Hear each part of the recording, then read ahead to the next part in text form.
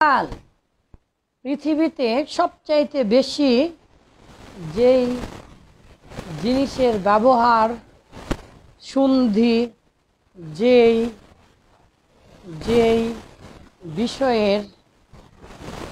বিষয়ের প্রতি বেশি লক্ষ্য রাখতে হয় আরবি ভাষায়, তার নাম হচ্ছে মতাল। এই মতাল মূলত আরবি ভাষাতে সবচাইতে বেশি ব্যবহৃত হয়। তো যতগুলো ব্যবহার হয় মতাল, মিসাল, আজওয়াফ, নাকেস, মাফরুক, মাকরুন, প্রায় সবগুলো শব্দেরই রচনা সমগ্র করেছে, আলহামদুলিল্লাহ আছে। তো মিসাল, আজওয়াফ আর নাকেস এগুলো আমরা জেনেছি আলহামদুলিল্লাহ। আজকে আমরা জানব পৃথিবীতে সকল মতালের তালিল বা সন্ধি তিনটি পদ্ধতিতে হবে, আর মাত্র দুটি কায়দাই হবে। যতই কায়দা থাক, যতই নিয়ম থাক, যতই কানুন থাক, যত শত নিয়ম থাক না কেন, এর বাহিরে যাবে না। তালিলের তিনটি পদ্ধতি। প্রথমে আলিফ, ওয়াও, ইয়া। এই আলিফ, ওয়াও, ইয়া কখনো আলিফ, ওয়াও, ইয়া দ্বারা বদল হবে। আলিফ, ওয়াও, ইয়া আমরা এরই আগে জেনেছি আলিফ, ওয়াও, ইয়া পৃথিবীর মধ্যে সবচাইতে বেশি কঠিন। যদি আলিফ, ওয়াও, ইয়া এর উপরে জবরজের পেশ হয় তাহলে আলিফ, ওয়াও, ইয়া সবচাইতে কঠিন। আর আমরা এটাও জেনেছি আলিফ, ওয়াও, ইয়াটা দিয়েই আবার পৃথিবীতে সবচাইতে বেশি সহজ করতে হয়। সেটা কিভাবে? এই জবর জের পেশের অনুপাতে। যদি এইরকম আলিফ, ওয়াও, ইয়া এর আগে জবর জের পেশ থাকে তাহলে জবর থাকলে আলিফ হবে, আর পেশ থাকলে ওয়াও হবে, আর জের থাকলে ইয়া হবে। তার মানে আলিফ, ওয়াও, ইয়াকে আলিফ, ওয়াও, ইয়া দ্বারা বদল করে বা সেই হরকত অনুযায়ী রাখলেই, মাদের হরকত অনুযায়ী রাখলেই সেটা সহজ হয়ে যাবে। তাহলে একটি পদ্ধতি হচ্ছে আলিফ, ওয়াও, ইয়াকে আলিফ, ওয়াও, ইয়া দ্বারা বদল করতে হবে। যেহেতু মতাল হচ্ছে আলিফ, ওয়াও, ইয়া, তাহলে আবার মতাল আলিফ, ওয়াও, ইয়াকে বিলুপ্ত করে কখনো আলিফ, ওয়াও, ইয়াকে বিলুপ্ত করতে হবে। কিভাবে করতে হবে, কেমনভাবে করতে হবে আমরা একাই জানতে পারবো ইনশাল্লাহ। আর কখনো আলিফ, ওয়াও, ইয়াকে সাকিন করে, এই যে সাকিন করে, মনে করেন আগে পেশ আছে, এই যে পেশ আর ওয়া এর উপরে জবর, তাহলে পেশ কি চাইবে? পেশ চাইবে যে ওয়াও, তারপরে ওয়াওটা সাকিন হোক, তাহলে বা ওয়া পেশ বু এরকম হবে। তাহলে আমরা জানতে পারলাম পৃথিবীতে মতালের তালিল বা মতালের সন্ধি বা উচ্চারণের সহজ করতে গেলে তিনটা পদ্ধতি আমাদেরকে ফলো করতে হয়। সবচাইতে বেশি ব্যবহার হয় মতালে জবরজের পেশ, তার মানে আলিফ, ওয়াও, ইয়াতে জবরজের পেশ থাকলে আলিফ, ওয়াও, ইয়া দ্বারা পরিবর্তন করতে হয় পূর্বের হরকত অনুযায়ী। তার মানে আলিফ, ওয়াও, ইয়াকে আলিফ, ওয়াও, ইয়া দ্বারা বদল করে, আবার আলিফ, ওয়াও, ইয়াকে বিলুপ্ত করে, আবার আলিফ, ওয়াও, ইয়াকে সাকিন করে। এই তিনটা পদ্ধতি সাকিন করে। আর মাত্র দুটি কায়দা পৃথিবীতে মতালের শুধুমাত্র দুটি কায়দা প্র্যাকটিক্যাল এখানে করেছে। দেখেন যে আলিফ, ওয়াও, ইয়া, এই যে ওয়াও জবর, ওয়াও জের, ওয়াও পেশ, এরকম হরকত আছে। ইয়া জবর, ইয়া জের, ইয়া পেশ, এরকম হরকত আছে। আর তার আগে যা থাকবে, যেই হরকত থাকবে সেই হরকত অনুযায়ী এটাকে বদল করতে হবে।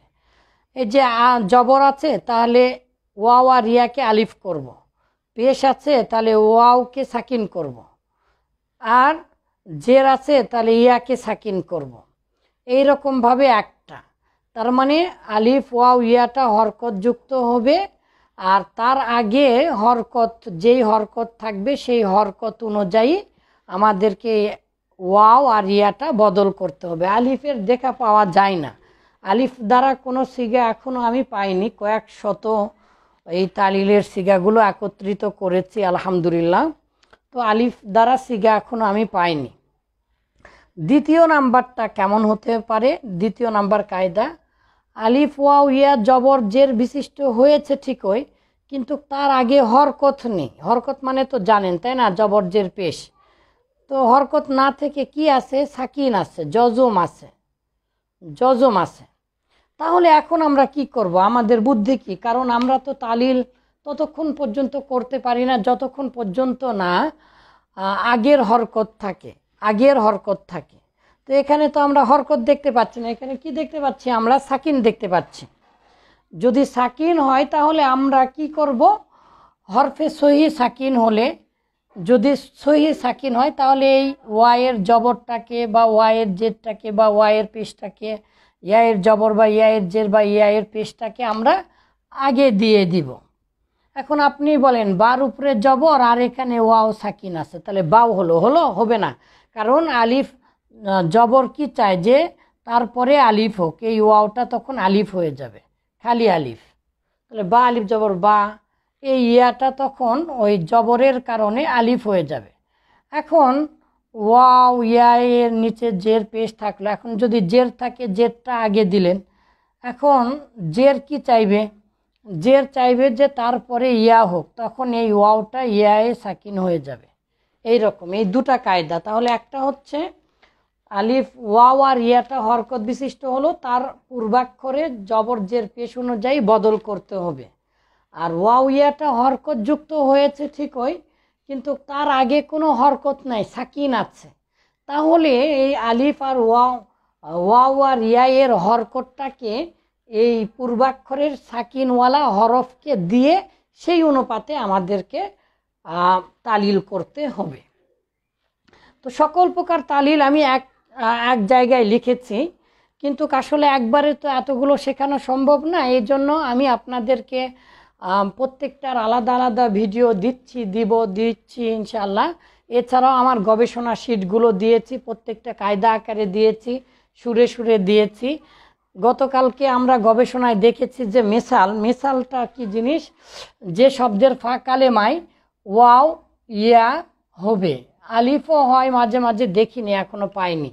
তাহলে মেসালটা যদি ওয়াও আর ইয়া হয়, মেসাল মানে শব্দের মূল অক্ষরের ফা কালেমাতে যদি ওয়াও আর ইয়া হয় ফা কালিমায়, তাহলে কি হবে? মেসালটা মোজারেতে পড়ে যাবে। সকল পাঞ্জেগান সিলমুসিগা অন্যান্য বইগুলোতে কি আছে? যে জরবা ইয়াজরিবু বাবের ফা কালেমায় ওয়াও আর ইয়া হলে সেটা পড়ে যাবে।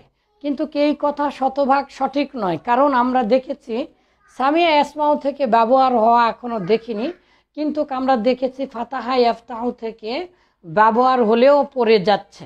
তার মানে পরিশেষে কথা হচ্ছে এই যে মেসালটা মোজারেতে পড়ে যাবে, মেসালটা মোজারেতে পড়ে যাবে, মেসালটা মোজারেতে পড়ে যাবে। অসংখ্য উদাহরণ, মেসালের যতগুলো শব্দ আছে সকল শব্দগুলো একত্রিত। Stop speaking. মেসালটা মোজারেতে পড়ে যাবে। মেসালটা মোজারেতে পড়ে যাবে কিভাবে? আমরা দেখেছি যত শব্দ আছে সকল শব্দগুলোই আমরা একত্রিত করেছিলাম। একত্রিত করে আমরা দেখেছি আলহামদুলিল্লাহ এই যে এভাবে ওয়া যা বা, এই যে ওয়াও ফা কালেমায় ওয়াও এসেছে, তার মানে এটা মেসাল বা মতালে ফা ওয়া ভি মানে ওয়াও এসেছে, এই জন্য ওয়া ভি। এখন এটার মোজারেতে পড়ে যাবে। তাহলে এই যে এখানে তাকান, ওয়া যা বা, তাহলে ইয়াউ জিবু ইয়াজরিবু, ইয়াউ জিবু ইয়াজরিবু। যেহেতু মেসালটা মোজারেতে পড়ে যাবে, এই জন্য এই ওয়াওটা ফেলে দিলে কি হচ্ছে? ইয়াউ জিবু। এখানে কিন্তু তালিল করা যাবে, জানেন কি তালিল করতে পারবেন বলেন তো? ইয়া জিবু, ওয়াও এর উপরে ওয়াও সাকিন, তার পূর্বাক্ষরে জবর। তো জবর কি চাই? আলিফ চাই, তাহলে ইয়া জিবু। তো ইয়া জিবু বললেও একটু কঠিন হচ্ছে। ইয়াউ জিবুর চাইতে ইয়া জিবুটা সহজ হয়েছে ঠিকই, কিন্তু কিভাবে ব্যবহার করে না আরবিরা, ফলে ইয়া জিবু। তাহলে মেসালটা মোজারেতে পড়ে যাবে। ওয়াজাবা ইয়াজিবু আল বুজুবু, ওয়াজিব হওয়া, ইয়াজিবু আলাইকা আনতা ফামা হাদা বি বি বি বিতরিকতিন বিতরিকতিন কি বলে সুহুলাতিন বা বিতরিকতি সুহুল সাহাল। তো একেবারে সহজ পদ্ধতিতে আপনাকে জানতে হবে। তো ওয়াজাদা ইয়াজিদু মানে পাওয়া, অনুভব করা, ওয়াজাদতু অনুভব করা, আবার পাওয়া। তাহলে ওয়াজাদা, এই যে ওয়াও এসেছে, ওয়াজাদা ইয়াজিদু পড়ে গেল, ওয়াসলা ইয়াসিলু, এরকম অসংখ্য যত শব্দ মেসালের মোজারে থেকে আসে, যত শব্দ জরাবা ইয়াজরিবু বাব থেকে এসেছে, সকল শব্দগুলো আমি একত্রিত করেছি আলহামদুলিল্লাহ, করে সেটার একটা সংগ্রহ করেছি আলহামদুলিল্লাহ। তো ফাতাহা ইফতাহু থেকে পড়ে যাচ্ছে কিভাবে, ওয়াযহা ইয়াযহু, এই এখানে দেখেন এটা ফাতাহা ইফতাহু থেকে এসেছে। তাহলে আমরা যে পড়ি যে মোজারেতে পড়ে যাবে, এই কথাটা শতভাগ সঠিক নয়। জরাবা ইয়াজরিবু বাবের ফা কালিমা, তাহলে জরাবা ইয়াজরিবু বাবের ফা কালিমাই হলেই শুধু হবে না, ফাতাহা ইফতাহু হলেও হচ্ছে। সামিয়া থেকে ব্যবহার হয় না, সামিয়া থেকে যে দু একটা হয় সেখানেও হয়। তার মানে দেখা যাচ্ছে মিসালটা মোজারেতে পড়ে যাবে, সহজ কথা, বাস পুড়ে গেল।